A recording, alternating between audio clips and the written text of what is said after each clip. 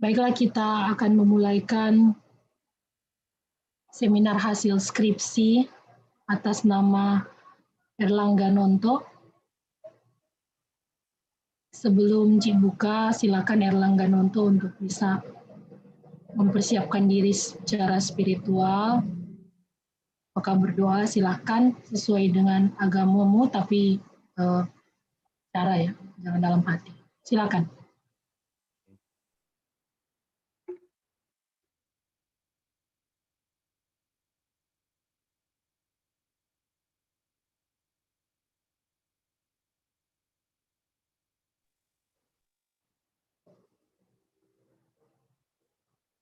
Angga, dengan CP suara enggak? Ada, baru. Sudah. Oke, terima kasih atas kesempatan. Sebelum kita memulaikan ujian seminar hasil ini, marilah kita akan berdoa. Kasih quote sedikit, Angga. Nggak dapat dengar. Baik, terima kasih atas kesempatan. Sebelum kita memulaikan ujian seminar hasil skripsi, mari kita berdoa dan izinkan saya berdoa menurut agama saya, itu agama Islam. Bismillahirrahmanirrahim. Bismillahirrahmanirrahim. Alhamdulillahirabbil Ar-Rahmanirrahim. Maliki yaumiddin. Iyyaka na'budu wa iyyaka nasta'in. Ihdinas siratal mustaqim. Shiratal ladzina an'amta 'alaihim ghairil maghdubi 'alaihim waladdallin. Amin. Berdoa selesai. Baik, terima kasih. Dengan demikian, saya membuka kegiatan seminar hasil skripsi atas nama Erlangga Nonto dengan judul Kajian Daya Dukung dan Daya Tampung Lahan Permukiman di Kabupaten Bola Mongondo Selatan. Saya menyampaikan terima kasih atas kehadiran dosen pembimbing, Ner Alvin Tinangon, dosen penguji, Neriki, dan Cik Vela Waro yang telah hadir bergabung pada pagi hari ini. Seperti biasa, dalam kegiatan seminar hasil ini dibagi dalam 2 sesi, yaitu Angga akan mempresentasikan hasil penelitiannya dalam bentuk seminar hasil ini selama kurang lebih mengikuti durasi video ya. Kemudian di sesi yang kedua akan dilanjutkan dengan sesi tanya jawab kritisi dan klarifikasi baik dari kami sebagai pembimbing dan dosen-dosen penguji. Silakan Angga. Oke, selamat pagi. Terima kasih atas kesempatan yang diberikan. Saya akan memulaikan video presentasi seminar hasil skripsi. Daya tampung lahan permukiman di Kabupaten Bola Mongondo. Terima kasih atas kesempatan yang diberikan. Saya akan mempresentasikan seminar hasil skripsi dengan judul Kajian Daya Dukung dan Daya Tampung Lahan Permukiman di Kabupaten Bola Mongondo Selatan. Dosen pembimbing pertama Isti Renata Sela dan dosen pembimbing 2 Ner Alvin Tinama. Selanjutnya kita masuk pada agenda presentasi yang terdiri dari 3 bab, yaitu pertama bab 1 pendahuluan, ada rumusan masalah dan batasan masalah, yang kedua tujuan penelitian, ketiga teknik analisis data, keempat definisi operasional variabel. Bab 2 pembahasan, yang pertama ada gambaran umum wilayah penelitian, kedua ada analisis data, dan yang ketiga bab 3 kesimpulan. Yang pertama ada kesimpulan dan saran. Kita masuk pada rumusan dan batasan masalah. Pada rumusan masalah yang pertama, mengidentifikasi kondisi fisik kawasan permukiman di Kabupaten Bola Mongondo Selatan. Yang kedua, menganalisis daya dukung dan daya tampung lahan permukiman di Kabupaten Bola Mongondo Selatan. Pada batasan masalah pada penelitian ini adalah peneliti akan menganalisis daya dukung dan daya tampung lahan permukiman di Kabupaten Bola Mongondo Selatan. Tujuan penelitian yang pertama, mengetahui kondisi fisik kawasan permukiman di Kabupaten Bola Mongondo Selatan, dan yang kedua, mengetahui daya dukung dan daya tampung lahan permukiman di Kabupaten Bola Mongondo Selatan. Untuk teknik analisis data, metode yang digunakan pada penelitian ini yaitu menggunakan 2 metode. Yang pertama, metode deskriptif kuantitatif, dan yang kedua metode spasial. Berikut definisi operasional variabel yang memuat aspek variabel serta parameter yang akan digunakan untuk tahapan analisa. Bisa dilihat pada tabel. Selanjutnya kita masuk pada bab 2 pembahasan, yaitu letak geografis dan administrasi. Kabupaten Bola Mongondo Selatan memiliki 7 kecamatan dan terdiri atas 81 desa. Batas wilayah Kabupaten Bola Mongondo Selatan sebagai berikut. Sebelah utara Kabupaten Bola Mongondo, sebelah selatan Teluk Gemini, sebelah timur Kabupaten Melamondo Timur, sebelah barat Provinsi Gorontalo. Kabupaten Melamondo Selatan memiliki luas secara keseluruhan yaitu 178.203 hektar. Untuk lebih jelas bisa dilihat pada tabel, diagram, dan peta. Berikut data demografi. Berdasarkan data demografi dari Dukcapil 2020, jumlah penduduk yang paling banyak di Kecamatan Bolongkuki dengan total penduduk 17.728 jiwa dengan persentase 25%. Sedangkan jumlah yang paling sedikit di Kecamatan Tumini dengan jumlah penduduk 4.942 jiwa dengan persentase 7%. Berikut tabel dan diagram jumlah penduduk di Kabupaten Lamongan Selatan. Berikut kondisi fisik yaitu kawasan hutan. Kawasan hutan di Kabupaten Lamongan Selatan hampir mendominasi 50% seluruh wilayah administrasi.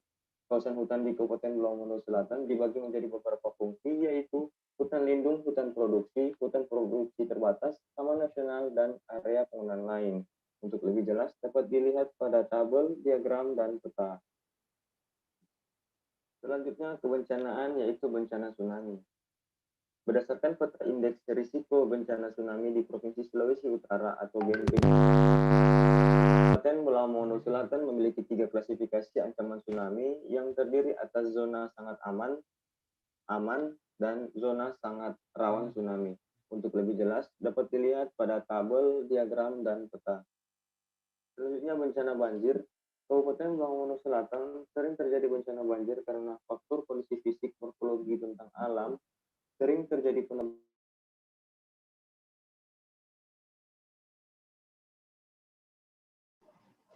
Unmute ulangan, Angga.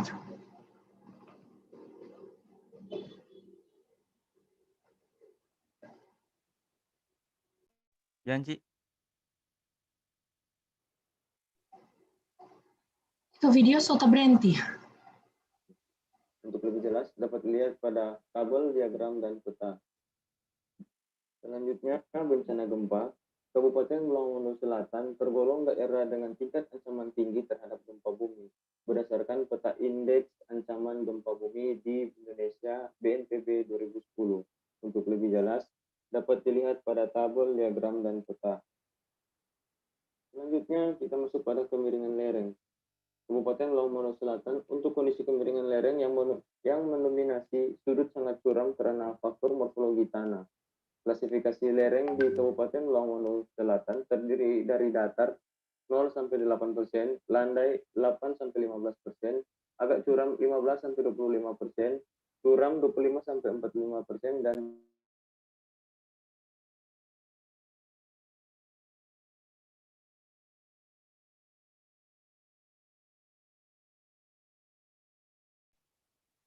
Angga, kenapa? Ada suara tapi kecil. Lanjut saja.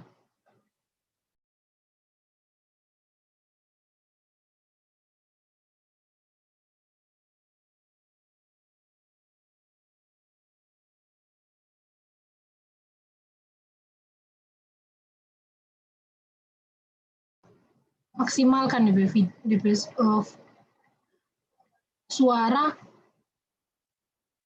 maksimalkan. Pelang, Ci. Pelan.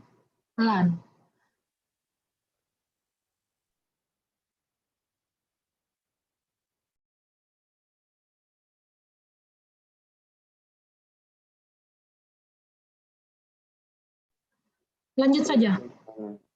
Kabupaten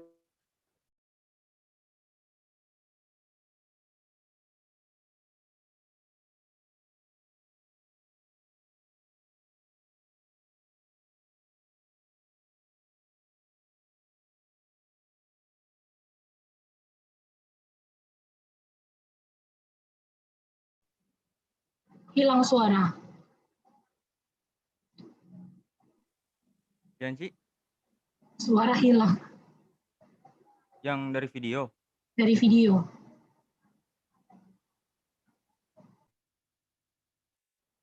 Udah.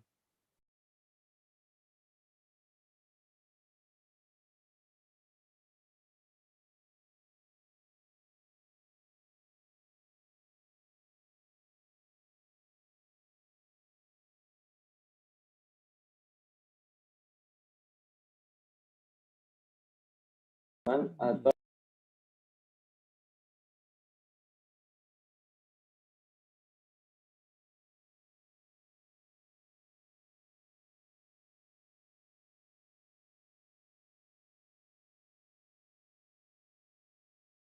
untuk lebih jelas dapat dilihat pada tabel, diagram, dan peta. Selanjutnya penggunaan lahan. Penggunaan lahan di Kabupaten Lamongan Selatan terbagi atas kawasan budidaya dan kawasan lindung. Sebagian besar merupakan hutan rimba yang merupakan kawasan lindung yang mencakup 76% dari luas Kabupaten Lamongan Selatan. Klasifikasi penggunaan lahan terbagi beberapa fungsi. Untuk lebih jelas dapat dilihat pada tabel, diagram, dan peta. Selanjutnya kawasan permukiman. Kawasan permukiman di Kabupaten Lamongan Selatan terletak pada daerah pesisir pantai dan juga merupakan daerah hilir, daerah aliran sungai. Luas secara keseluruhan kawasan permukiman di Kabupaten Lamongan Selatan yaitu 1.118 hektar. Untuk lebih jelas dapat dilihat pada tabel, diagram, dan peta. Pada Kecamatan Posigadan memiliki luas dari 219 hektar, Kecamatan Tomini 111 hektar, Kecamatan Helumo 117 hektar, Kecamatan Bulang Uki 267 hektar, Kecamatan Pinolosian 165 hektar, Kecamatan Pinolosian Tengah 101 hektar, dan Kecamatan Pinolosian Timur 138 hektar. Selanjutnya kondisi prasarana. Sistem jaringan jalan. Panjang jalan secara keseluruhan di Kabupaten Lamongan Selatan yaitu 437 km yang melintas di seluruh wilayah administrasi.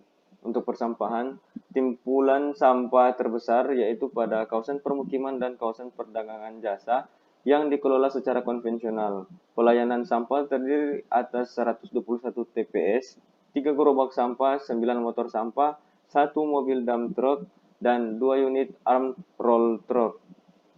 Ketiga, jaringan drainase. Kondisi drainase cukup baik, namun beberapa jaringan tidak berfungsi.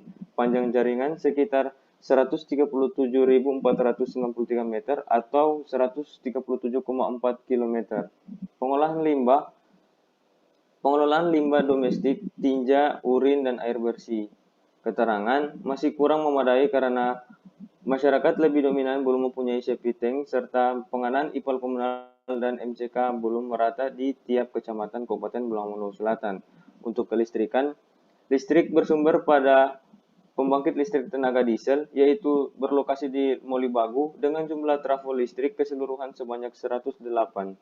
Untuk telekomunikasi, telepon nirkabel menggunakan menara telekomunikasi Base Transceiver Station atau BTS terdiri dari 9 menara yang tersebar di Kabupaten Lamongan Selatan. Berikut peta prasarana kondisi existing. Berikut kondisi fisik sarana. Yang pertama, sarana pendidikan. Keterangan sudah memadai karena tingkat pendidikan mulai dari PAUD, taman kanak-kanak, sekolah dasar, sekolah menengah pertama, sekolah menengah atas, dan kejuruan sudah ada dan tersebar di kecamatan.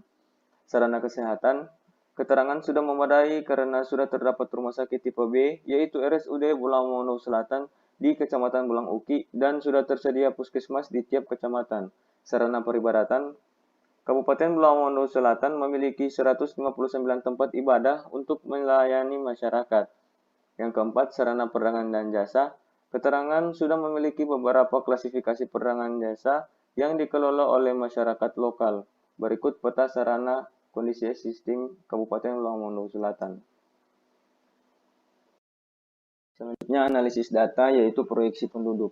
Dalam analisis ini akan mengidentifikasi pertumbuhan penduduk tahun 2020 hingga 2040 dengan menggunakan rumus PT sama dengan P0 1 tambah RT.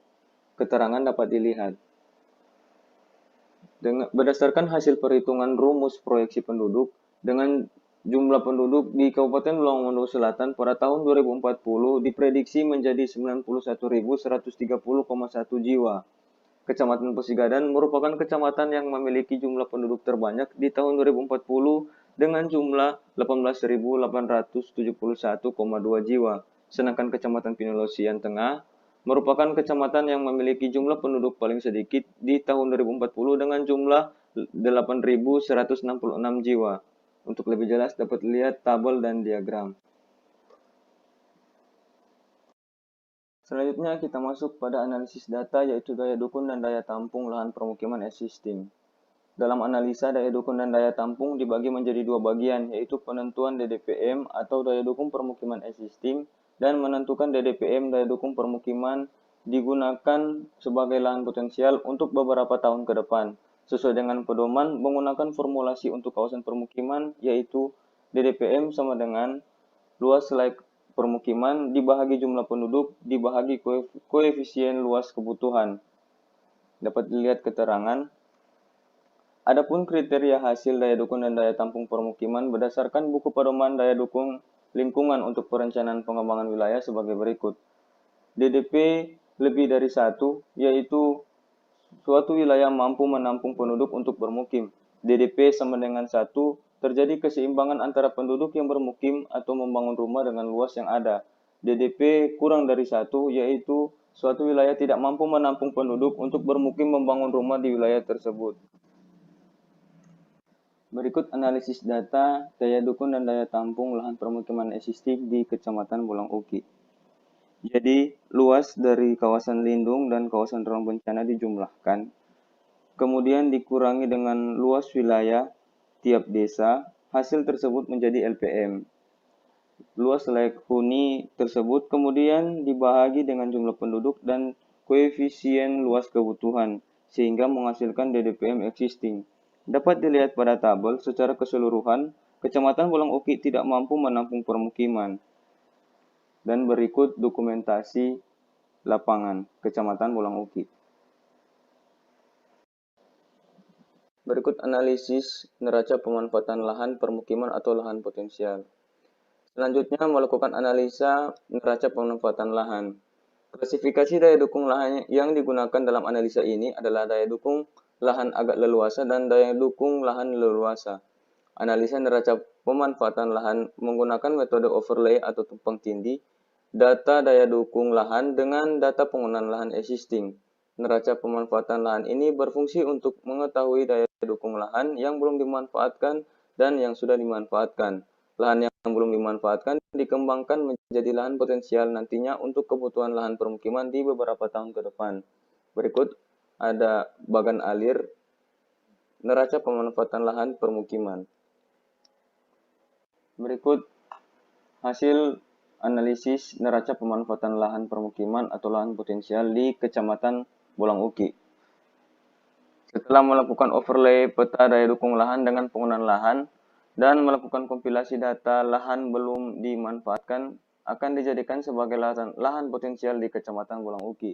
Lahan potensial agak leluasa dengan luas 9.460 hektar atau 60% dan lahan potensial leluasa 6.299 hektar atau 40% dan dapat lihat pada tabel dan diagram. Berikut peta hasil overlay daya dukung lahan dengan penggunaan lahan yang menjadi peta neraca pemanfaatan lahan di Kecamatan Bolang Uki. Selanjutnya analisis daya dukung lahan permukiman. Tahap pertama, peneliti akan melakukan metode scoring tiap variabel sesuai kriteria, kemudian melakukan overlay variabel sehingga menghasilkan peta daya dukung lahan yang terdiri dari 3 klasifikasi. Yang pertama, daya dukung agak leluasa, leluasa, dan tidak leluasa. Hasil tersebut merupakan menjadi analisis lanjutan untuk mendapatkan peta neraca pemanfaatan lahan yang berfungsi untuk menentukan lahan potensial untuk kawasan permukiman. Berikut bagan alir metode analisis dan tabel kriteria daya dukung lahan permukiman untuk melihat skor dan bobot. Berikut perhitungan di Kecamatan Bolang Uki. Kecamatan Bolang Uki secara keseluruhan memiliki lahan untuk dikembangkan menjadi lahan potensial kawasan permukiman dengan luasan daya dukung agak leluasa 9.658 hektar atau 54%, daya dukung tidak leluasa 1.405 hektar atau 8%, dan daya dukung leluasa 6.743 hektar atau 38%. Dapat dilihat pada tabel dan diagram. Dan untuk lebih jelas dapat dilihat pada hasil overlay peta daya dukung lahan permukiman di Kecamatan Bolang Uki.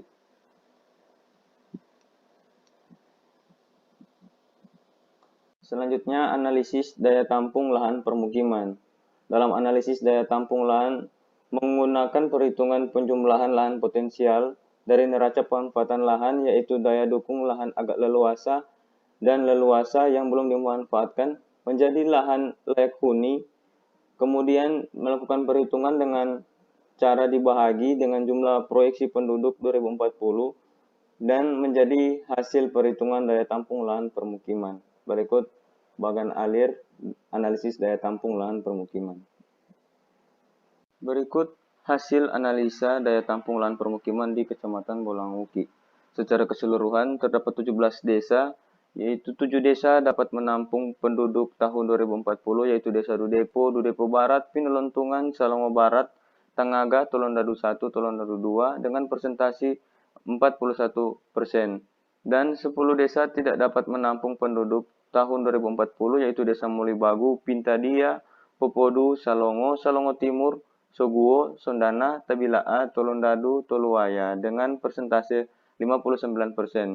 Arahan untuk yang tidak bisa menampung yaitu merelokasi permukiman ke depannya di tempat yang lebih layak sesuai dengan kriteria kawasan permukiman. Faktor yang mempengaruhi beberapa desa yang tidak bisa menampung atau membangun permukiman adalah terletak di daerah kawasan rawan bencana baik gelombang pasang, banjir, serta daerah genangan, dan juga merupakan kawasan lindung, yaitu kawasan mangrove, sempadan pantai, sempadan sungai. Maka direlokasi ke tempat yang lebih aman dan sesuai kriteria kawasan permukiman agar terciptanya permukiman yang layak huni dan berkelanjutan. Dan berikut untuk lebih jelas dapat dilihat pada tabel dan diagram. Dan kemudian berikut peta daya tampung lahan permukiman Kecamatan Bolanguki tahun 2040. Kita masuk pada kesimpulan dan saran. Kesimpulan yang pertama yaitu untuk mengetahui kondisi existing kawasan permukiman di Kabupaten Bulawamondo Selatan. Kawasan permukiman memiliki tipologi permukiman yang dibagi menjadi dua, yaitu permukiman di tepi air, permukiman di dataran rendah, dan permukiman di perbukitan. Tipologi permukiman tersebut terjadi karena kondisi bentang alam Kabupaten Bulawamondo Selatan dari sebelah utara merupakan kawasan lindung yaitu Taman Nasional Nani Wartabone dan memiliki topografi tinggi serta kemiringan lereng curam hingga sangat curam. Semakin ke sebelah selatan, topografi sudah berbukit hingga landai dengan kemiringan lereng dari curam menjadi agak curam hingga landai, kemudian mendekati kawasan pesisir pantai. Karena hal tersebut, maka masyarakat Kabupaten Bulawamondo Selatan pada umumnya menetap pada kawasan pesisir pantai dan sungai serta di dataran rendah di daerah selatan wilayah dengan luas permukiman secara keseluruhan 1.118 hektar. Kemudian kesimpulan yang kedua yaitu menganalisis daya dukung dan daya tampung lahan permukiman. Analisis daya dukung dan daya tampung lahan permukiman Kabupaten Bulawamondo Selatan menghasilkan lahan potensial untuk arahan pengembangan lahan permukiman dengan luas secara keseluruhan 118.106 hektar dan dari lahan potensial tersebut dilakukan perhitungan dengan proyeksi penduduk kecamatan serta menggunakan formulasi DDPM daya dukung dan daya tampung permukiman yang menghasilkan daya tampung penduduk Kabupaten Bulawamondo Selatan tahun 2040. Dan kecamatan yang paling dominan menampung penduduk tahun 2040 adalah Kecamatan Posigadan, terdiri dari 9 desa, sedangkan kecamatan yang paling dominan tidak dapat menampung penduduk 2040 adalah Kecamatan Bolanguki yang terdiri dari 10 desa. Selanjutnya saran, pengembangan kawasan budidaya khususnya kawasan permukiman perlu adanya arahan yang jelas agar tidak terjadi pengalihan lahan, penurunan fungsi ruang, serta kerusakan lingkungan. Perhitungan daya dukung dan daya tampung lahan permukiman menggunakan variabel yang mengacu pada kondisi fisik suatu wilayah sehingga dapat digunakan untuk menentukan lahan potensial yang bisa dijadikan acuan untuk pengembangan kawasan permukiman di masa yang akan datang. Kabupaten Bulawamondo Selatan berdasarkan hasil analisa daya dukung dan daya tampung lahan permukiman memiliki lahan potensial dengan luas secara keseluruhan 118.106 hektar yang dapat dimanfaatkan untuk pengembangan kawasan permukiman secara berkelanjutan.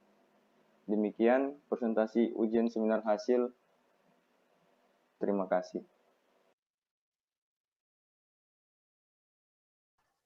Baik, terima kasih Angga untuk presentasi videonya. Sebelum kita masuk ke sesi yang kedua, yaitu tanggapan, kritisi, masukan, klarifikasi dari kami. Saya sebagai pembimbing bersama dengan Alvin memberikan pengantar lebih dahulu bahwa Angga ini sendiri adalah anak bimbing kami yang cukup aktif dalam proses penelitiannya, karena memiliki kemampuan JS yang cukup baik, dan kami sangat senang karena Angga adalah salah satu mahasiswa yang pertama ya di angkatannya, ada 3 mahasiswa dan salah satunya mengikuti seminar hasil pada hari ini, pada tahap pertama, karena keaktifannya dan prosesnya baik dengan kami juga cukup baik. Namun kami melihat ada beberapa hal yang perlu dikritisi, terutama tujuan penelitian kenapa lupa diganti ya di dalam videonya, mengetahui dan menganalisis, jadi mengetahui dua-duanya kok Angga ya. Kemudian kualitas videonya juga nanti kalau pada tahap berikutnya harus diperbaiki. Tata tulis dan redaksi kalimat, nah ini dia. Agak susah dalam penyusunan kalimat subjek, predikat, dan objek. Kemudian tampilan proses JS yang saya dan Nerpino harapkan sebenarnya kamu lebih maksimal untuk ditampilkan dalam video. Tidak muncul, sementara kami dalam proses asistensi, kami melihat kualitas daripada petamu, proses daripada petamu itu cukup baik dengan 3D, dan hal-hal yang lain yang sesuai dengan kemampuan yang kami miliki itu tidak optimal ditampilkan.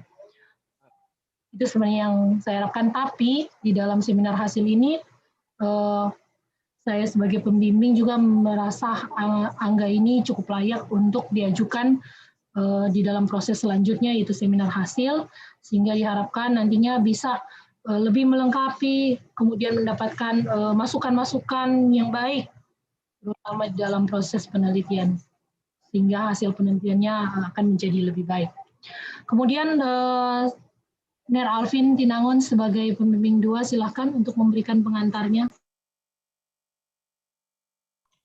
Terima kasih Cik Rina, pada prinsipnya sama dan sudah secara keseluruhan disampaikan oleh Cik Rina. Saya hanya ingin memberikan penekanan bahwa kami terus terang sangat senang bekerja sama dengan Angga tentunya, karena yang bersangkutan memiliki hard skill dalam pengolahan peta geografis informasi sistem. Nah, itu ada sebuah kemudahan bagi kami. Meskipun demikian, seperti yang dikatakan tadi, ada saja mungkin kekurangan yang luput dari proses pembimbingan kami. Nanti kita akan sama-sama coba lengkapi. Terima kasih, Cirina. Baik, terima kasih Ner Alvin. Selanjutnya kita akan masuk dengan tahapan untuk memberikan masukan. Silakan Angga untuk memperhatikan apa yang dosen-dosen arahkan, kemudian apa yang dikritisi, kemudian diklarifikasi harus dijawab, dan kamu bisa saja menampilkan dalam bentuk share screen lagi jika hal itu diperlukan untuk menanggapi atau menjawab terhadap klarifikasi, kritisi, atau masukan daripada dosen-dosen ya. Saya memberikan kesempatan kepada Neriki yang pertama karena lebih dahulu join. Silakan Neriki.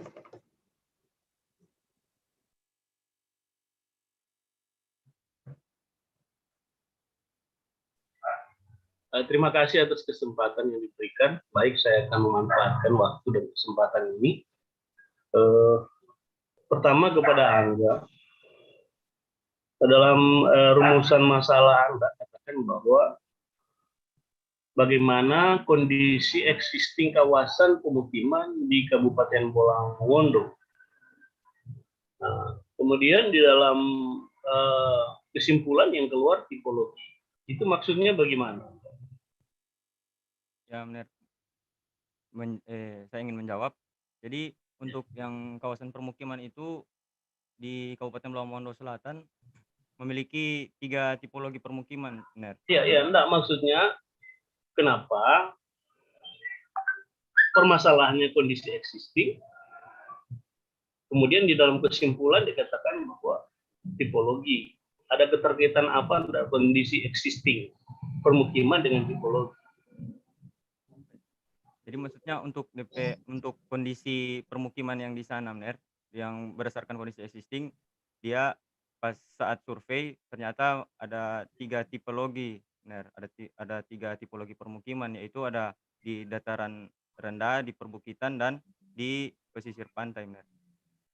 Iya, Itu iya. Maksudnya gini, Anda mengatakan bahwa yang menjadi masalah adalah bagaimana kondisi existing kawasan permukiman di Kabupaten Bolang Mongondo Selatan. Dan itu yang harus diungkap. Kondisi existing, keberadaannya. Kemudian dalam tujuan Anda katakan mengetahui kondisi fisik.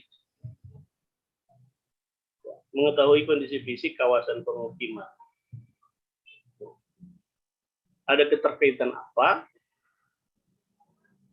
antara kondisi existing ini, keberadaan ini, dengan kesimpulan yang Anda simpulkan adanya tipologi permukiman. Bagaimana ini korelasinya, hubungannya antara kondisi existing dengan tipologi permukiman? ya, untuk yang kondisi permukiman, Ner. Jadi maksudnya pada saat kan untuk mengidentifikasi permukiman existing. Nah, di situ ternyata pas survei untuk kondisi existing yang untuk permukiman di Kabupaten Pulau Mondo Selatan itu terletak di yang tadi itu, Ner, sesuai. Jadi maksudnya direkap, Ner. Jadi memiliki 3 tipologi ternyata untuk di Kabupaten Pulau Mondo Selatan. Nah, untuk yang 3 itu yang tadi, Ner, yang di pesisir, di perbukitan, dan di dataran rendah, Ner. Itu, Ner. Jadi artinya apa ini? Yang hubungannya antara kondisi existing. Anda mempermasalahkan kan di sini bahwa Anda akan mengungkapkan kondisi existing, ya. Bagaimana kondisi existing kawasan permukiman di Kabupaten Bolaang Mongondo Selatan. Existing itu kan keberadaannya. Ya, benar. Ya. Kemudian Anda tarik dalam kesimpulan kondisi existing itu dalam bentuk tipologi. Nah, pertanyaannya, kenapa kondisi existing itu keluarnya tipologi? Kan mudah kan gitu. Oh iya, benar.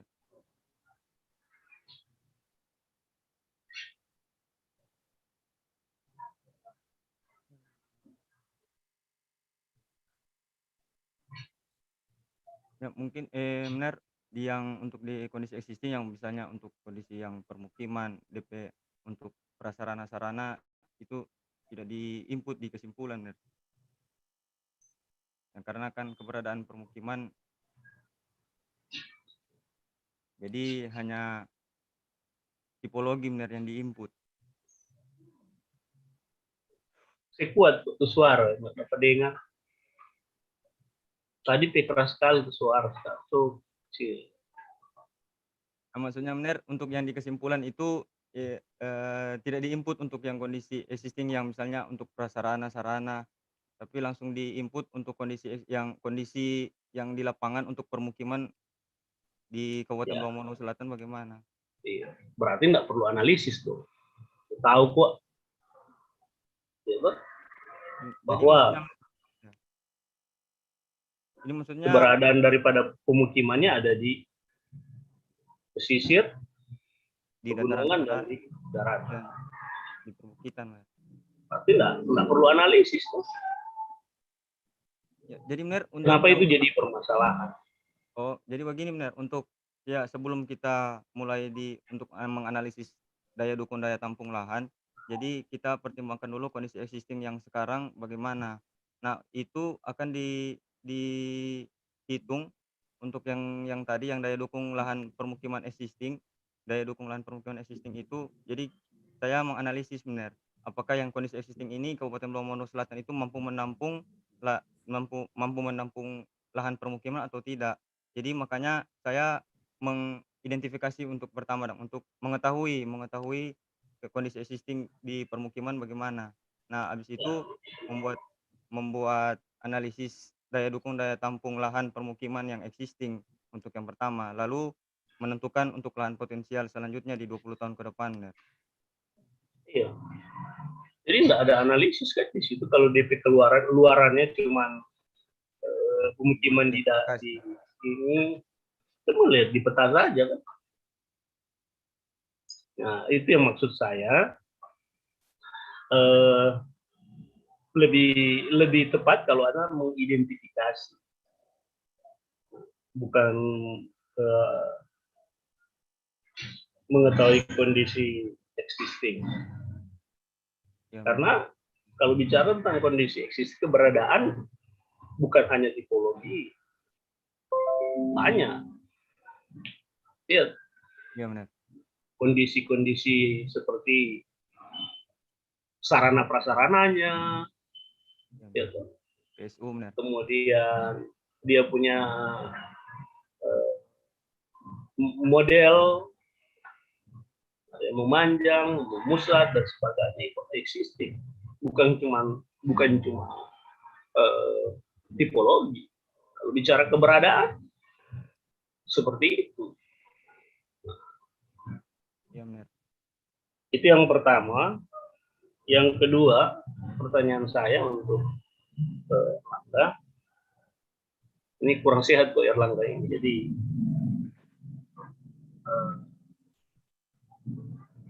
agak susah suara batuk.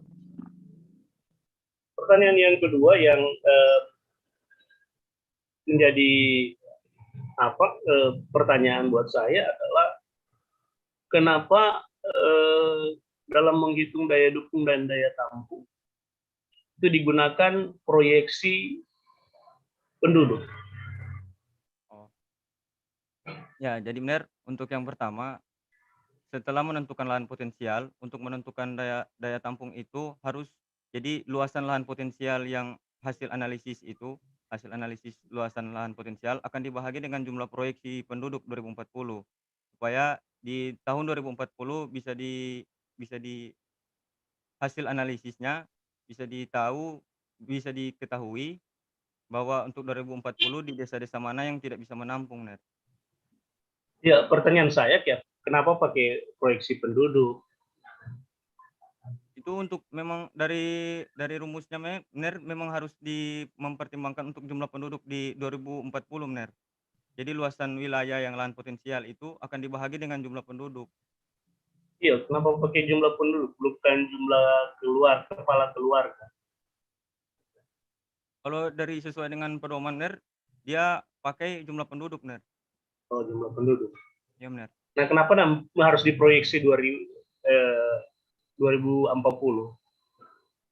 Nah, kan untuk Mener untuk 20 tahun ke depan, untuk diproyeksi 20 tahun ke depan. Iya, kenapa harus proyeksi 20 tahun ke depan?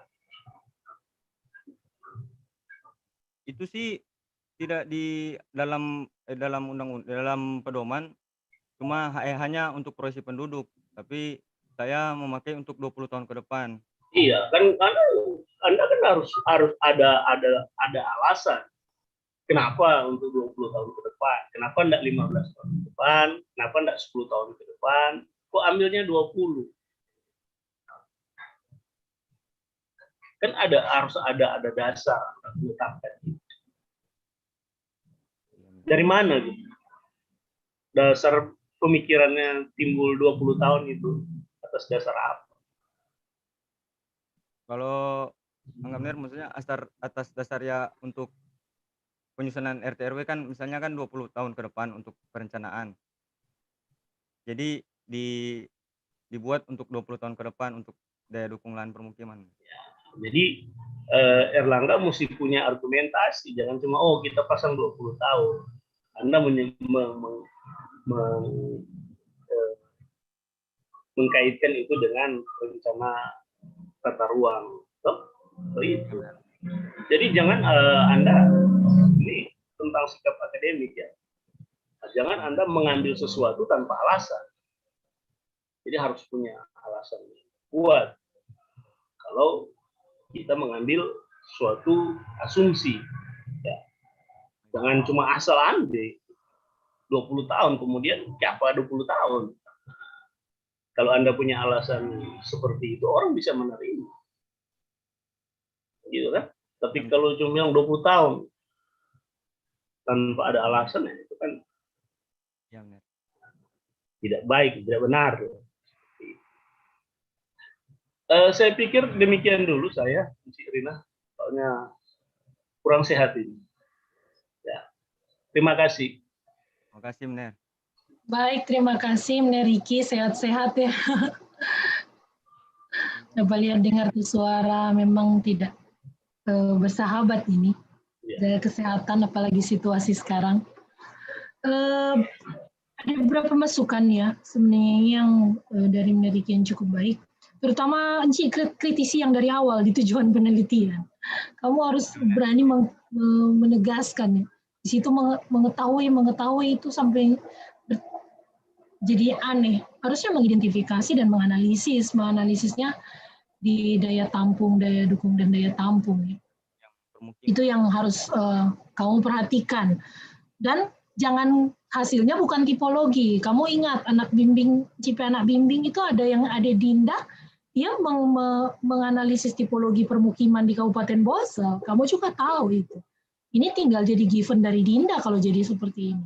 Tapi seharusnya ini kan mengidentifikasi existing dalam rangka kamu ingin melanjutkan tujuan penelitian untuk menganalisis D3, daya dukung dan daya tampung lahan permukiman. Di situ yang harus kamu bawa penelitian itu mempunyai suatu benang merah ya. Memang banyak dalam penelitian untuk permukiman kamu mengidentifikasi kawasan permukiman. Tapi ini dalam konteks kamu ingin melihat daya dukung dan daya tampungnya. Semua ke sana yang kamu buat ya. Oke, terima kasih Mner Riki untuk masukannya. Ada video JS. Tadi coba jadi, berapa menit itu Angga? 13 menit, Ci. Berapa? 13. 13 cukup panjang. Apa bisa dipercepat jadi 5 menit sebelum Ci lanjut? Waduh, nggak bisa, Ci. Soalnya kan itu dianalisis kan dia ada scoring, ada overlay. Itu yang overlay langsung disingkat, tidak di video untuk loading proses overlay. Sudah ready untuk diputar. Tinggal dipercepat saja. Ya. Soalnya sayang kamu sudah buat. Sambil menunggu Civella.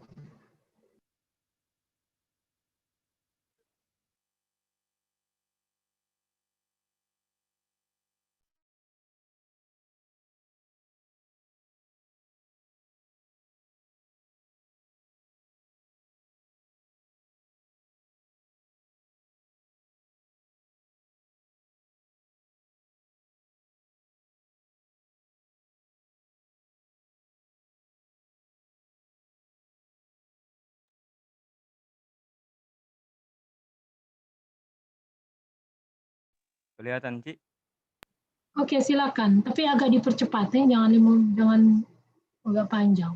Kamu percepat. Kesempatan yang diberikan. Berikut video teknik analisis, yaitu analisis spasial untuk menghasilkan peta daya dukung dan daya tampung lahan permukiman di Kabupaten Pulau Mondo Selatan.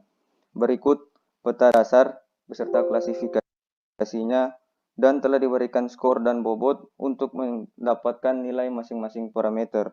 Nilai tersebut didapatkan dari hasil perhitungan skor dikalikan bobot. Yang pertama, kemiringan lereng. Berikut tampilan atribut peta, atribut tabel dalam peta kemiringan lereng. Sudah bisa dilihat ada kolom skor, bobot, dan nilai masing-masing parameter. Selanjutnya ada air tanah, atau hidrologi, ada jenis batuan Ini geologi, yang untuk peta-peta dasar jenis tanah, penggunaan lahan, yang sesuai variabel untuk overlay dari bencana gempa, bencana longsor, langsung di skip bencana saja. banjir, bencana tsunami, dan kawasan hutan atau apa pengguna GIS. Yang pertama buka tools geoprocessing, Ini untuk lalu proses klik overlay intersect. yang peta dasar kawasan hutan bencana. Setelah kolom intersect dibuka, kita input peta dasar yaitu kawasan hutan, kawasan rawan bencana itu tsunami, banjir, longsor, gempa, penggunaan lahan, jenis batuan, jenis tanah, air tanah, dan kemiringan lereng. Setelah itu kita klik OK. Mendapatkan nilai akhir. Kemudian Ini hasil melakukan overlay yang pertama sebelum diolah. perhitungan pada atribut tabel Nah, ini dengan tahap cara untuk mengolah. menjumlahkan seluruh nilai tiap parameter untuk mendapatkan nilai akhir. Setelah menghitung nilai akhir, saya akan menghitung interval dengan cara nilai akhir tertinggi kurang nilai terendah dibagi 3. Dibagi 3 karena klasifikasi daya dukung lahan permukiman yaitu daya dukung lahan leluasa, agak leluasa, dan tidak leluasa. 15. Selanjutnya direkap secara berurutan mulai dari yang paling terendah yaitu 48. 48 tambah 15 sama dengan 63. 64 tambah 15 sama dengan 79. Dan 80 tambah 15 sama dengan 95. Ini pada Jadi tahap kesimpulan 48 sampai 63 dengan nilai 1. 64 sampai 79 dengan nilai 2. ini tahap Dan penentuan 80 klasifikasi daya dukung sampai lahan permukiman. 93 dengan nilai 3. Untuk keterangan nilai 1 yaitu daya dukung lahan tidak leluasa, dan untuk nilai 2 daya dukung lahan agak leluasa, untuk nilai 3 yaitu daya dukung lahan leluasa. Dengan data atau korup save file dengan cara pada tabel option kita Ini select dari mengedit atribut, hasil lalu analisis masukkan rumus biar tidak jadi yaitu korup di hasil data JIS. sama dengan Ada hasil rumusnya. ini pada kolom hasil sama dengan get unit value lalu daya dukung lahan leluasa. Kemudian di apply, lalu kita buka editor, lalu kita merge. Begitu juga untuk lahan agak leluasa dan lahan tidak leluasa. Klasifikasi Ini yaitu hasil daya dukung hasil agak dari leluasa, merge. daya dukung tidak leluasa, dan daya dukung leluasa. Dan Jadi diringkas. Yang pertama kan ada SAP ada 8.000 dan menjadi 3 klasifikasi. tampilan pada peta bisa dilihat. Nah, ini hasil daya dukung lahan permukiman di Kabupaten Bawang Mondok Selatan. Nah, yang warna merah itu kawasan yang tidak bisa membangun, daya dukung lahan tidak leluasa karena berada di rawan bencana. Ini tampilan peta daya dukung lahan permukiman dengan klasifikasi daya dukung leluasa, daya dukung agak leluasa, dan daya dukung tidak leluasa. Dan daya dukung tidak leluasa berada di daerah pesisir pantai Kabupaten Bawang Mondok Selatan dan dapat dikembangkan yang yaitu peta neraca pemanfaatan lahan Selanjutnya tahap neraca dengan cara mengoverlay peta daya dukung lahan dengan penggunaan lahan existing overlay. agar kita dapat mengetahui lahan yang belum dan sudah dimanfaatkan dan dapat dikembangkan menjadi lahan potensial dengan cara seperti tadi yaitu geoprocessing. Jadi untuk overlay di JIS di tools intersect untuk overlay. Lalu kita intersect. Selanjutnya setelah kolom intersect terbuka, kita input peta daya dukung lahan. Selanjutnya pada peta dasar yaitu penggunaan lahan. Lalu kita OK dan menunggu proses intersect selesai. Pada neraca pemanfaatan lahan, daya dukung lahan yang diolah selanjutnya hanya daya dukung lahan leluasa dan agak leluasa. Setelah proses Ini interseks, hasil dari peta neraca pemanfaatan lahan untuk Kabupaten Bawang Manado Selatan. bisa kita lihat hasil dari interseks peta daya dukung lahan agak leluasa dan leluasa dengan penggunaan lahan existing. Nama unsur di sini lahan existing yang suitable bisa dilihat. Nama unsur di sini adalah penggunaan lahan existing. Jadi, untuk penggunaan lahan yang sudah dimanfaatkan adalah permukiman Nah, ini existing, dipilah yang mana yang ada belum, danau, ini dipilah yang mana yang belum dimanfaatkan dan yang sudah dimanfaatkan. Menyesuaikan dengan penggunaan lahan existing. sungai, dan hutan bakau. Yang sial, UKI. Nah, ini hasil dari pembina neraca Lahan pemanfaatan dari lahan, daya dukung lahan leluasa dan agak leluasa lahan potensial yang belum dimanfaatkan. yang akan dikembangkan menjadi lahan potensial di Kecamatan Bolang Uki. Bisa dilihat klasifikasi pada table of content, yaitu Bolang Uki leluasa dalam artian daya dukung leluasa yang belum dimanfaatkan dan daya dukung agak leluasa yang belum dimanfaatkan. Dua klasifikasi ini menjadi lahan potensial untuk lahan permukiman 20 tahun ke depan di Kecamatan Bolang Uki. Untuk warna putih di wilayah Kecamatan Bolang Uki, ini merupakan daya dukung lahan tidak leluasa. Setelah menentukan lahan potensial, selanjutnya menghitung luas lahan potensial. Lalu type ganti double untuk angka. Double Ini option kita penentuan luas Excel, lahan potensial, cara lalu menghitung luas luas, di tiap type ganti klasifikasi. double untuk angka. Klik kanan pada kolom luas, kalkulator geometri, unit. Nah, di sini boleh memilih sesuai keperluan untuk satuan hektar, kilometer persegi, meter persegi. Begitu juga untuk panjang lagi ada di atribut. Diganti jadi hektar, lalu oke.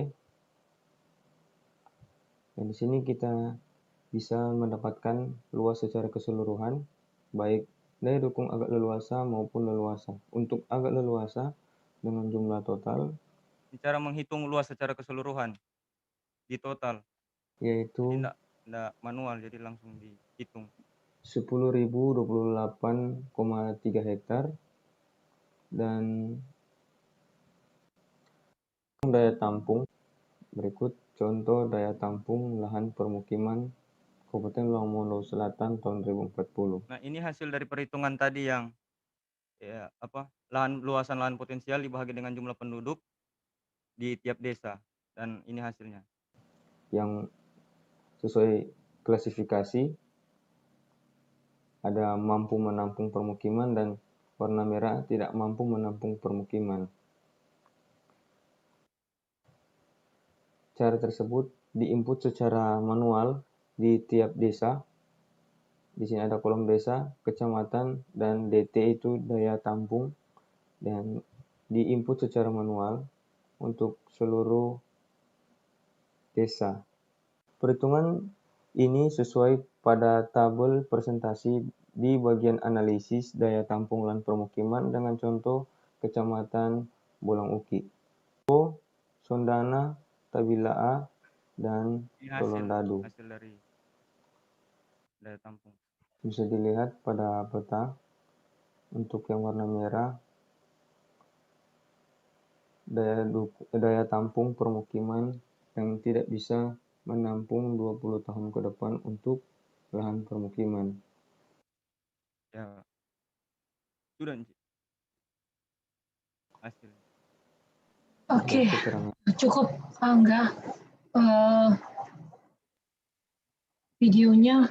Sebagai informasi, Bolang Uki adalah ibu kota Kabupaten Bolang Mongondo Selatan. Ya. Sebenarnya kamu mesti ungkapkan itu dan bisa lihat dari posisi ibu kotanya sendiri bahwa dia merah bagian pinggirnya karena karakteristik topografi yang cukup tajam. Selanjutnya diberikan kesempatan kepada Encik Vela Civela sudah siap belum ini? Halo Civela.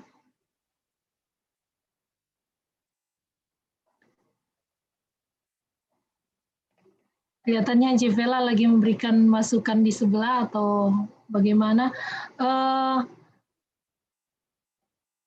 Diberikan kesempatan kepada Mner Octavianus Rogi. Baik, maaf ya terlambat. Saya pikir besok ya jadwalnya. Bisa dengar suara? Bisa, Mner. Bisa, Mner. Oke, ada beberapa hal ya. Melanjutkan pertama yang melanjutkan dari Meriki. Seberapa jauh sebenarnya jawaban pada pertanyaan penelitian pertama bermanfaat pada atau menjadi input pada upaya menjawab pertanyaan penelitian kedua. Oh, jadi benar yang untuk tujuan pertama untuk mengidentifikasi yang untuk permukiman yang tadi. Nah, itu hanya untuk menghitung kondisi daya dukung lahan permukiman existing, benar. Jadi untuk yang existing daya dukung lahan permukiman di Kabupaten Pulau Mono Selatan bagaimana? Lalu kita kan bisa mengetahui. Jadi kita bisa mengetahui ternyata di Kabupaten Pulau Mono Selatan itu tidak mampu menampung untuk seluruh kabupaten, seluruh wilayah administrasi. Nah, jadi karena hal tersebut, jadi saya menghitung untuk analisis daya dukung lahan permukiman untuk 20 tahun ke depan di Kabupaten Pulau Mono Selatan bagaimana untuk daya dukung lahan permukiman. Maksud saya begini ya, untuk menjawab pertanyaan penelitian kedua kan terlepas dari tools ya, tools GIS-nya, itu sebenarnya sangat matematis ya, karena saya lihat ada definisi daya dukung dan daya tampung itu secara matematis seperti apa. Ada parameter yang diinput sehingga mendapatkan nilai, nilai kuantitatif tertentu.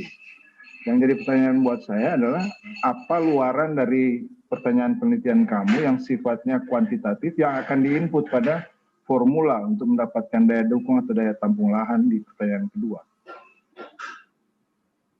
Jadi luarannya kita bisa mendapatkan ya daya dukung, daya tampung lahan permukiman untuk 20 tahun ke depan di Kabupaten Pulau Mono Selatan. Ya. Kamu nggak mengerti mungkin pertanyaan saya. Jadi coba definisikan dulu di pertanyaan kedua itu, kalau kamu mau hitung daya dukung lahan, pakai parameter apa? Inputnya apa? Karena ada definisi yang saya lihat di presentasi tadi, daya dukung lahan itu didefinisikan sebagai apa? Misalnya berapa, apa kali apa, kurang apa, dan seterusnya. Ada tuh rumusnya? Ada, benar. Coba baca lagi.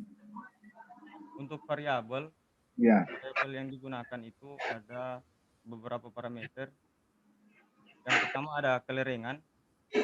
Bukan, tadi di slide yang saya lihat tadi ya, ada yang rumus Kak, yang rumus. Yang rumus D sama dengan daya dukung itu sama dengan DDPM sama dengan LPM per JP sama dengan bahagi koefisien luas kebutuhan. Nah, itu untuk DDPM daya dukung permukiman. Ya. Nah, untuk LPM itu lahan layak huni permukiman, Ner. Nah, itu yang dari lahan potensial, Ner, yang tadi peta neraca. Nah, untuk JP itu jumlah penduduk. Nah, untuk bahagi alfa itu yaitu itu yang rumus apa? Daya dukung atau daya tampung? Daya dukung permukiman, Ner. Ada yang luas wilayah kurang luas area lindung dan RW itu apa? Jadi itu, Ner, yang untuk menentukan yang kondisi existing, LPM itu digunakan untuk menghitung daya dukung lahan permukiman existing pakai LPM, yaitu dengan cara luasan wilayah itu dikurang dalam kurung luas kawasan lindung tambah luas kawasan rawan bencana. Nah, itu dan dikurangi dengan luas wilayah. Nah, itu jadi luasan lahan permukiman. Nah, untuk pas saat analisis daya dukung kebutuhan 20 tahun ke depan. Enggak, pelan-pelan. Kita satu-satu, jangan terlalu jauh. Yang saya tanya tadi jadi rumus daya dukung lahan itu dihitung bagaimana? Jadi untuk daya dukung lahan untuk existing Ner, atau untuk yang 20 tahun ke depan. Existing lah katakan. Nah, untuk existing itu jadi DDPM sama dengan LPM per JP bahagi alfa. Nah, untuk LPM itu luasan layak permukiman. Untuk JP jumlah penduduk, alfa itu koefisien luas kebutuhan. Nah, Oke, untuk coba kondisi satu-satu. Coba satu-satu. LPM itu didapat dari itu memang didapat dari luasan wilayah jumlah dari kawasan luas kawasan lindung ditambah dengan kawasan rawan bencana dikurangi dengan luas wilayah. Nah, itu menjadi luas layak permukiman. luas wilayah permukiman. Luas layak permukiman. Luas layak permukiman. Oke. Ya, Yang dibagi apa tadi satu? dibahagi dengan jumlah penduduk Baru. dan koefisien luas kebutuhan. Nah, koefisien luas kebutuhan itu apa? Itu menurut SNI itu sudah diatur, Ner. Jadi untuk jumlah dari koefisien luas kebutuhan itu 26 meter persegi. Apa? Sebenarnya itu melambangkan apa? Itu sudah diatur dalam rumus, Ner, daya dukung. Nah, di situ untuk dia keterangannya 26. Iya, itu koefisien namanya berarti sudah ditetapkan. Ya. Tetapi arti, makna dari koefisien itu apa? Itu untuk menentukan, Ner, yang untuk lahan daya dukung lahan untuk existing, Ner. Jadi pakai yang koefisien itu. Nah, itu Ya. jumlahnya. Kalau tanpa koefisien itu kenapa memangnya? Nah, itu memang diatur, Ner, dalam undang-undang harus dipakai itu untuk dalam pedoman diatur memang harus dipakai untuk Meter persegi apa enggak? Ya kalau cuma seperti itu sama dengan mempersoalkan tentang Tuhan, Angga ya. Yang penting soal ada di perumus, Tuhan itu ada, selesai sudah ceritanya. Oke lah, lepas dari itu begini Angga. Yang saya tanyakan tadi pertama dengan rumus itu, luaran apa dari pertanyaan penelitian ke kamu yang pertama yang akan menjadi input pada formula hitungan daya dukung lahan permukiman itu yang existing lah. Karena yang kamu sajikan sebagai temuan pada pertanyaan penelitian pertama itu tadi Nereki bilang tipologi. Tapi kalau kita lihat rumusnya yang dibutuhkan di situ sebenarnya cuma apa? Pertama luas wilayah. Yang kedua luas kawasan lindung. Yang ketiga luas kawasan rawan bencana. Nah, dalam video tadi begitu banyak parameter yang menjadi input. Ada kelerengan dan seterusnya. Apakah itu memang perlu? Padahal yang menjadi input cuma 3 itu, luas wilayah, luas luas rawan bencana dan luas lindung plus jumlah penduduk. Ya, benar. Kenapa dalam analisis pemetaan itu perlu lagi kelerengan dan lain-lain padahal rumus tidak membutuhkan itu? Itu pertanyaan pentingnya. Oh, benar, yang tadi yang di video itu untuk analisis yang untuk 20 tahun ke depan. Jadi untuk menentukan itu untuk 20 tahun ke depan, untuk LPM itu sudah tidak digunakan untuk yang luasan wilayah. Jadi untuk LPM untuk kondisi existing dia pakai luasan wilayah kurang luas kawasan lindung tambah rawan bencana kurang luas wilayah. Nah, itu untuk kondisi existing. Nah, untuk rumus yang untuk menentukan lahan potensial untuk 20 tahun ke depan, LPM itu memakai yang tadi disesuai dengan yang di video JIS, yang dimana pakai parameter dan skor dan bobot, Net. Gitu. Sebelum ke yang situ, maksud saya di analisis yang pertama, di tujuan penelitian yang pertama, luarannya kan kondisi existing permukiman. Seberapa jauh luaran itu akan jadi input pada menjawab pertanyaan penelitian yang kedua? Dalam konteks seperti apa? Ya, untuk yang pertama, benar, cuman mengidentifikasi untuk kondisi existing, Net, yang maksudnya daya dukung lahan. Jadi pertama kondisi existing untuk permukiman, terus dimasukkan rumus yang LPM ini, yang rumus daya dukung lahan permukiman untuk kondisi existing. Nah, jadi dapat mendapatkan hasil lah, daya dukung lahan permukiman existing. Jadi kalau saya interpretasi, sebenarnya yang kamu cari di jawaban pertanyaan pertama cuma posisi persebaran permukiman existing yang nantinya akan menjadi input khususnya di analisis daya dukung lahan yang 20 tahun ke depan kan kurang lebih seperti itu. Buat apa elaborasi yang lain-lain? Jadi sepertinya terlalu tinggi status pertanyaan penelitian pertama dalam satu penelitian karena signifikansinya tidak terlalu penting dalam, apalagi dilihat dari judul.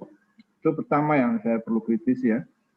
Nah yang kedua yang di itu tadi kan masih daya dukung existing ya. Kemudian yang berikut ada daya dukung 20 tahun ke depan. Boleh enggak dijelaskan sedikit rumusnya juga dibandingkan dengan yang existing. Sedemikian hingga tadi di video perlu tadi input dari kelerengan dan seterusnya. Di mana kelerengan itu dibutuhkan dalam rumus lah, kurang lebih secara matematis. Nah, jadi untuk menentukan luas layak permukiman itu, jadi yang pertama kita tentukan dulu untuk daya dukung lahan permukiman. Nah, untuk daya dukung lahan permukiman yang itu didapatkan dari beberapa variabel. Yang pertama ada kelerengan, ada jenis batuan, jenis tanah.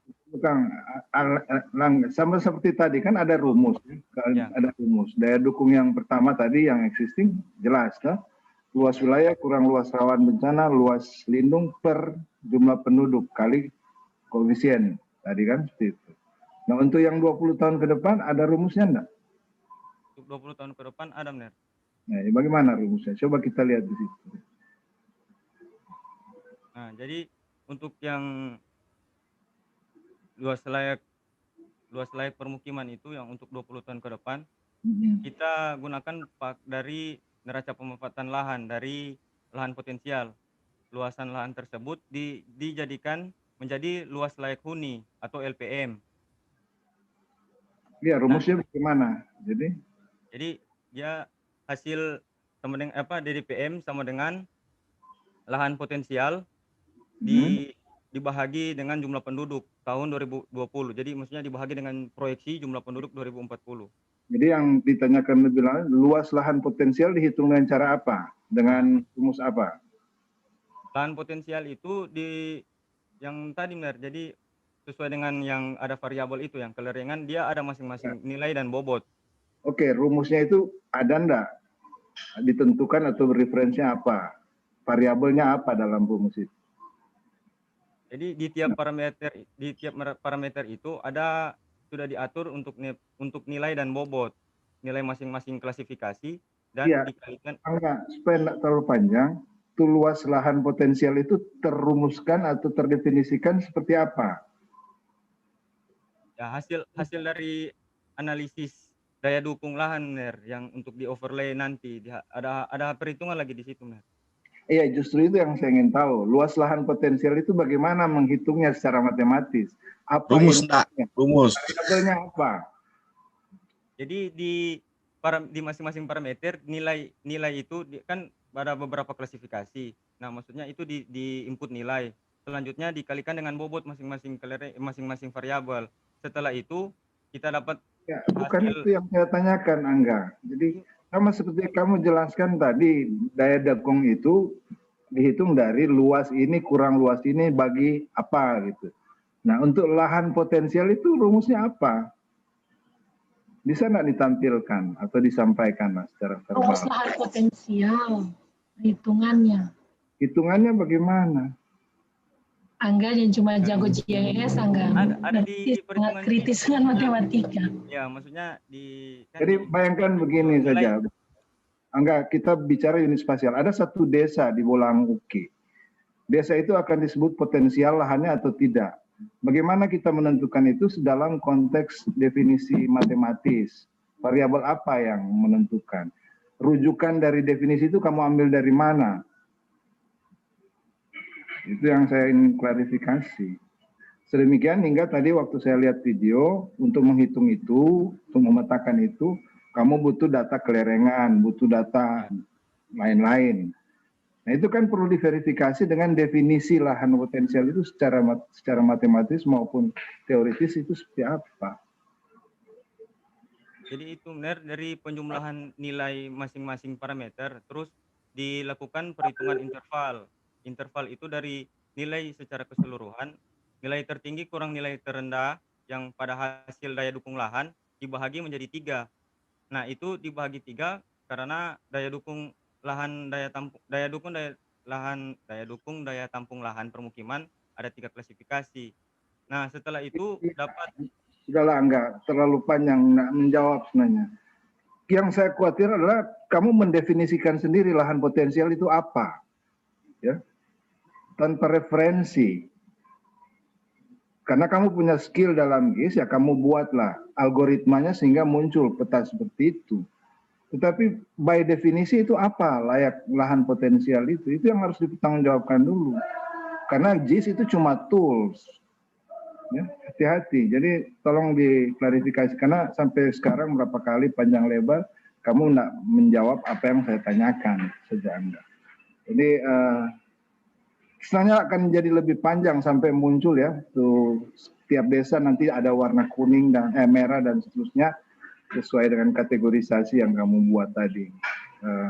Tapi terlalu panjang karena saya punya jadwal juga jam 10 untuk anak bimbing saya untuk seminar. Jadi kalaupun nanti diputuskan untuk lanjut ke ujian, ya tolong nanti lebih siap untuk menjawab ya pertanyaannya.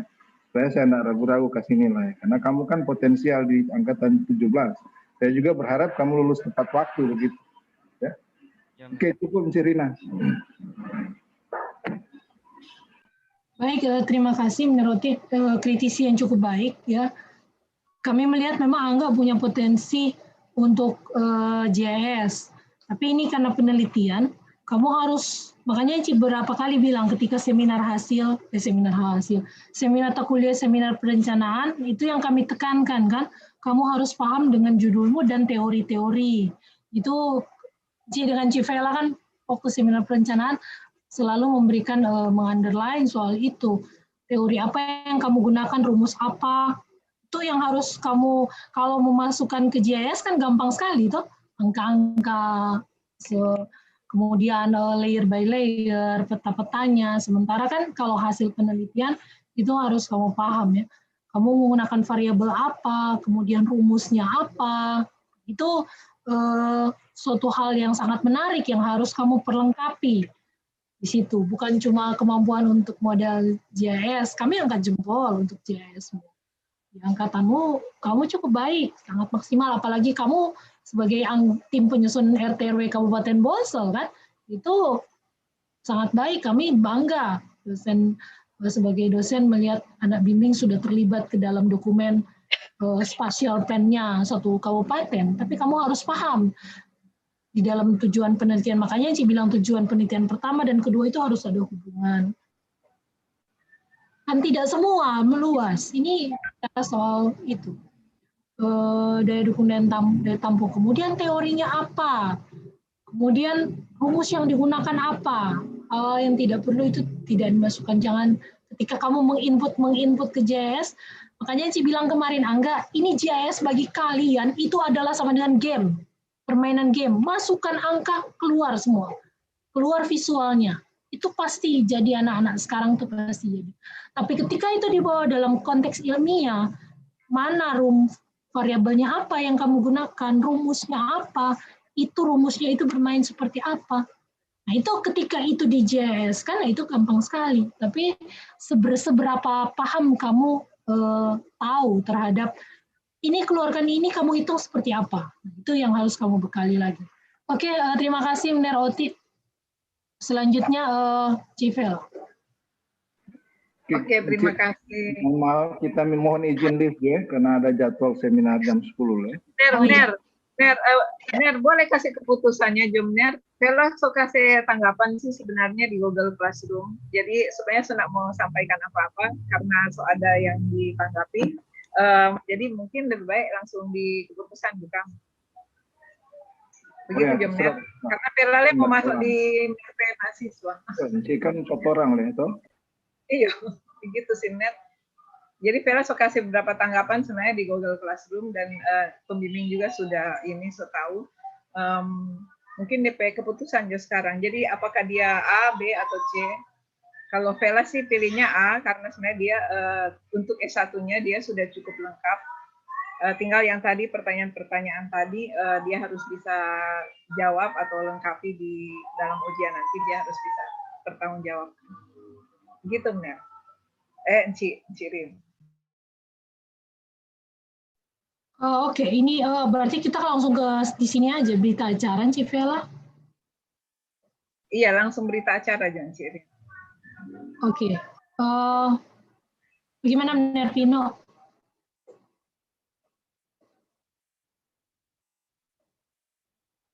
Yes.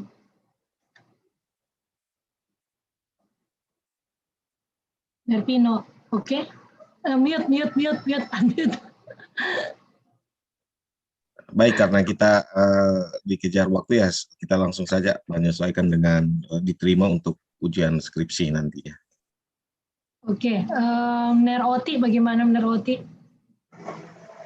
Namun memang perlu apa ya, nanti dikoreksi ya Encik Rina, karena kalau kita lihat diskusi dengan Nereki dan Neroti tadi memang ada koreksi-koreksi terutama di skenario konseptual dan apa rancangan penelitian itu perlu sedikit dikoreksi sehingga konsisten hasil diskusi tadi.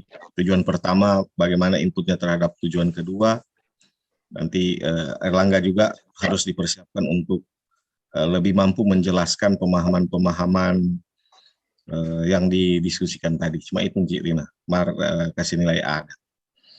Oke, memang Erlangga ini memang dia kalau seminar perencanaan waktu itu di Cik Vela, ketika masuk ke pembimbingan kami memang agak ribet di penulisan ini. Termasuk tata tulis, redaksi kalimat, belum sinkron semua. Cuma Cik akui, kamu punya kemampuan JS, silakan maju seminar hasil supaya kami mendapatkan masukan-masukan. Karena di angkatan itu Cik lihat di dalam kesistematisan tulisan kan. Nah, cukup baik memang kritis hari ini. Bagaimana Neroti? Ya, kalau dengan kondisi terakhir ya saya masih ragu-ragu terus terang karena dia belum menjawab secara tuntas yang saya tanyakan. Tapi kalau memang ya ini kan statistik tuh, kalau 3 orang suka A lanjutlah di seminar, di ujian begitu. Tapi yang penting Angga siap dengan jawaban yang lebih memuaskan nanti di forum itu, gitu saja, kan? Oke, baik. Terima kasih, Neroti. Harus siap, Angga, ya. Belajar. Ini dia tinggal kamu feedback ya, tapi kamu harus banyak yang miss di situ. Yang matematika tadi, ya persiapkanlah diri. Berapa lama Cik Vela waktunya nanti? Kalau untuk administrasi sebenarnya dikasih waktu selama 2 minggu. Cuman ya kalau bisa lebih cepat, mestinya minggu depan siap. Pasaran Cik, karena batas peralihan tahun akademik sementara Juli ke Agustus. Kalau boleh ujian sebelum akhir Juli begitu. Iya, minggu depan. Bebas UKT paling tidak seperti itu toh. Kayaknya boleh. Kayaknya boleh 1 minggu, cuma Erlangga kok enggak fokus tadi. Sehingga enggak mampu jawab. Siap-siap bayar UKT Jono begitu toh. Tapi kalau boleh Juli fokus, begitu. Terakhir Mer tanggal 26 itu yang bayar UKT. Kira-kira maksudnya kalau 1 minggu? Boleh 1 minggu, enggak cuma karena yang enggak fokus tadi.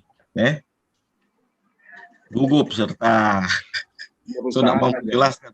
Berusaha tapi saja. Dia mau, tapi Cik pegang dengan Nervino karena kamu rajin sekali. Justru terlalu rajin. Jadi diharapkan itu jadi bekal ya Angga. Oke. Jadi AM Nervoti. Neriki tidak bisa tanya karena mungkin kurang sehat di sini. Iya, kayaknya memang banyak yang kurang sehat. Iya, mesti jaga kesehatan ini dia. Oke, berarti karena dosen-dosen banyak kegiatan selanjutnya, mungkin silakan Nervino untuk bisa membacakan. Baik, terima kasih.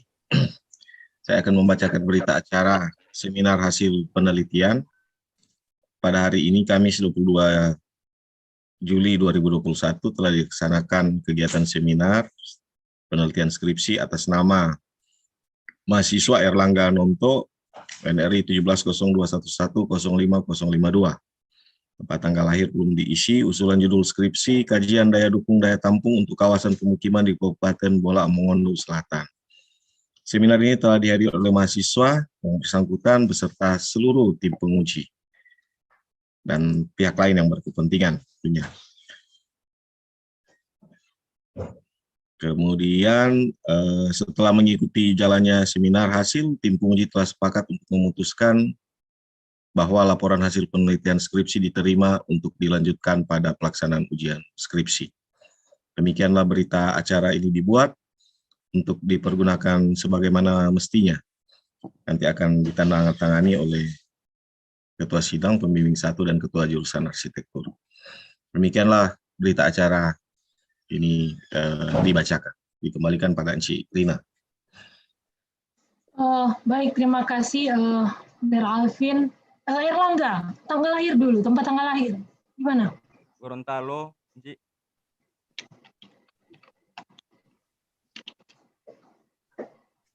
Ayo cepat. 24 Maret tahun 2000.